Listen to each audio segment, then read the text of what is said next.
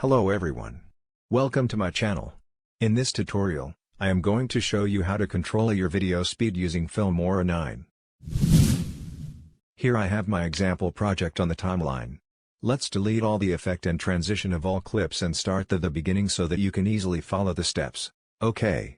Here is the original speed of my footage. To control video speed in Filmora 9, you can right-click on the clip, select speed and duration.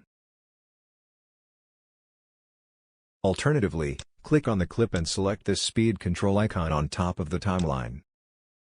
Here you will have a bunch of options to control your video speed, such as select custom speed, slow down video, faster forward, reverse speed, freeze frame or reset to normal speed. For example, if you want slow down your video speed by 50%, you can select this option. Here's the slow motion video if you change the speed to 50%. It works perfectly. Now I will make a reverse video with my example clips on the timeline. This time I will select speed and duration at the pop-up menu. To reverse the speed, just check this box.